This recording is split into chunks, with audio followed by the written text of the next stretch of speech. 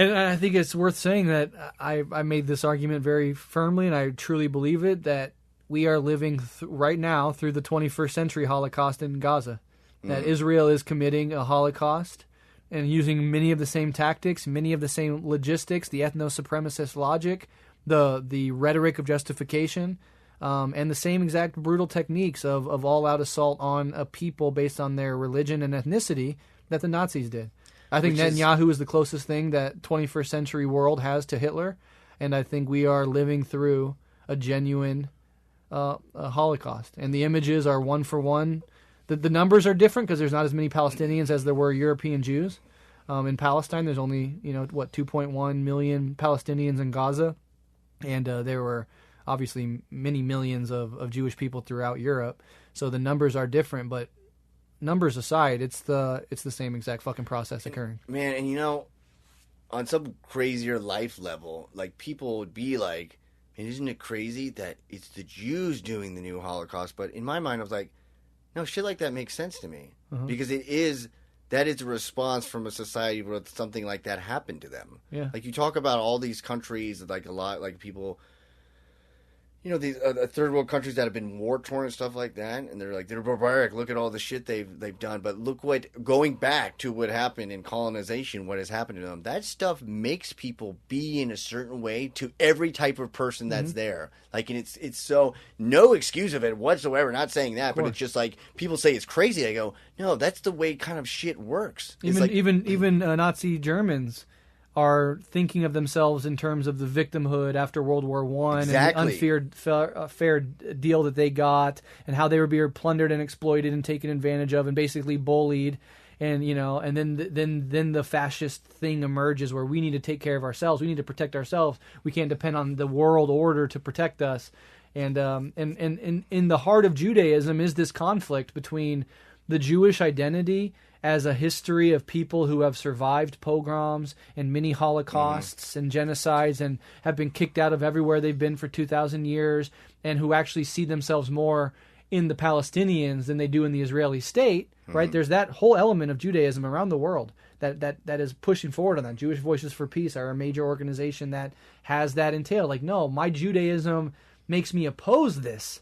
Right. On the other hand, it is that trauma mongering, which is a very real trauma. That's a good way to put it. Of the pogroms and the actual Holocaust, saying that this is going to happen again if we don't fucking eliminate our enemies, and if we don't come together, and we don't protect Israel, and we have nothing, and if we don't have Israel, the strong nuclear power state, then we are at the whims of the world, and it's only a matter of time before the world turns against us. And then, by Israel doing the genocide, genuine critiques emerge, but so does anti-Semitism, right? Because Israel is saying, hey, we're Israel, we're Jews. If you don't like what we're doing, we represent Judaism. Dude, it's and crazy. so then people around the world say, oh, okay, you represent Judaism, I'm an anti-Semite now. And then what does Israel do? See, anti-Semitism is on the rise. That's why you need Israel. Perfect. And so Israel and anti-Semitism are part of the same process that reinforce each other, right? And the only way you can break out of that is a universalist sort of idea that says, no, as a Jewish person, and I have many Jewish friends who speak like this, right? My co-host on Red Menace is Jewish. My good friend and local organizer here who we've had on the show, Daniel, is Jewish, and he's an organizer for Jewish Voices for Peace in eastern Nebraska. And they say, no, it's precisely my Judaism that makes me disgusted by this, that makes me able to see exactly what this is, and that makes me want to stand up and refuse to let Israel use my culture and my religion and my history to do to other people what was done to us. That is the dividing line within Judaism globally at the moment. Yeah, I mean, it's. But yeah, you're right. It's trauma informed as fuck. It's it's like one thing I thought was funny was your friend was like the Jewish Voices for Peace for Eastern Nebraska. I was like, you mean Nebraska? Yeah. Like, I don't think there's anybody in a farm town in Shadron just holding up like fucking pro-Palestine shit. That is true. I don't know, dude. I wonder why they did that, and I thought maybe because they had to. They want to capture Western Iowa too, like Council Bluffs area. And it's like Eastern Nebraska. I was like, what are you talking about, man? But yeah, that is. I mean, it is darkly sort of fascinating, like with morbid curiosity that you see these things. Like, I mean, I remember I had talked about this on a Patreon too, where people talk about these things that happen. They're so crazy. It's like a simulation, because isn't it crazy that this person is doing this? It's like, no, you don't get it. It's not it's not a weird coincidence. That's actually the way it works. Like the way it works for people. Like you can, again, the things I know, you could apply that to someone who sees their loved one or like a sibling. Like, oops, I almost said something I shouldn't. But you see parents. So you know how bad drugs and alcohol are, right? Like you know, like you see this stuff, like you watch them fall apart right in front of you. That's the last thing we're going to do.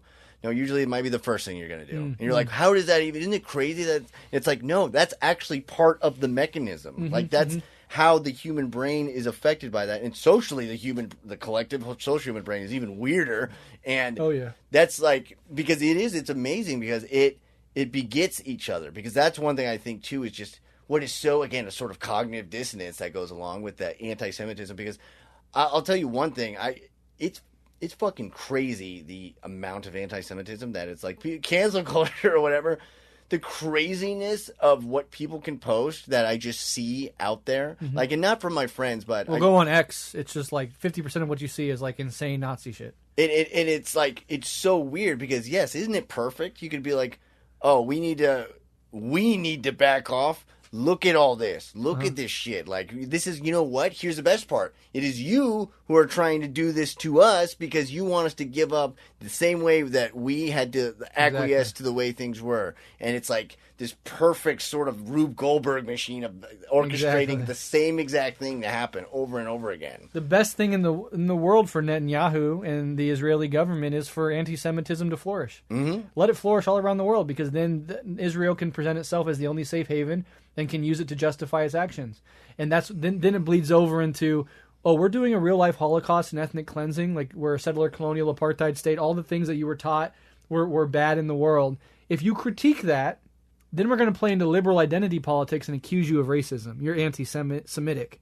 So then they're conflating critique of Israel with anti-Semitism, and that benefits them because they get to use it as a bulwark against their legitimate critics, and it benefits them because it does create in a broader global population a melding of the two. That people that, Israel is Judaism, Judaism is Israel, and then that increases anti-Semitism, and that helps their cause. Yeah.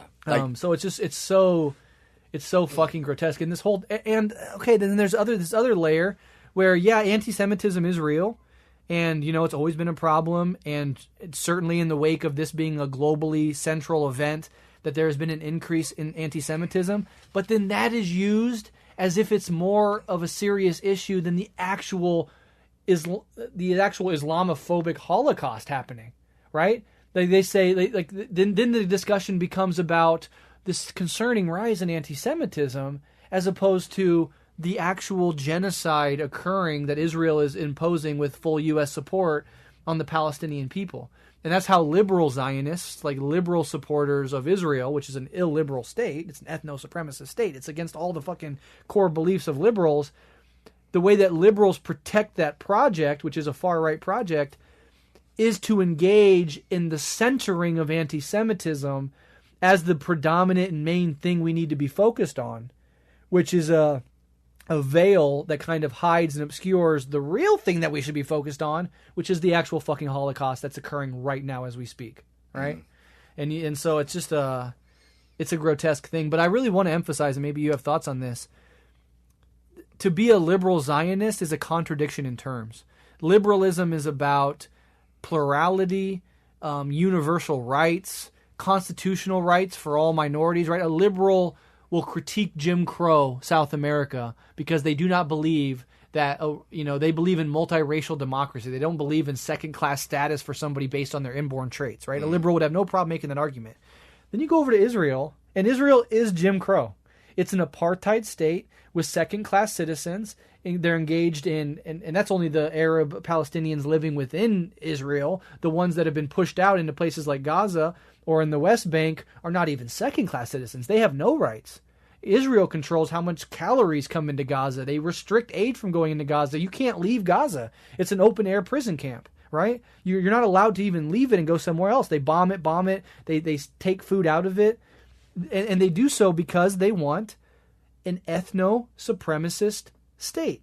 They want a state where Jews are in control and that Jews are given favor, and this is a Jewish state. Now, if I told a liberal, I want America to be a Christian state, that only white Christians are allowed to have full rights in America, and everybody else has second-class rights, and if you're whatever black, then you don't even have any rights, and we want you out of the country, and we're going to terrorize you and enslave you. A liberal will be like, what the fuck? Like, absolutely not. I don't believe that you should have a Christian state, right? Mm-hmm. But then you go over and say Israel says, we want a Jewish state. And we want Jewish people to have the full slate of rights, and Arab Palestinians that are in our territories are secondary, and the ones that are on the edges of what we want to conquer, they have no rights, so they're not even human. We can kill them and massacre them and their children. They're not even human.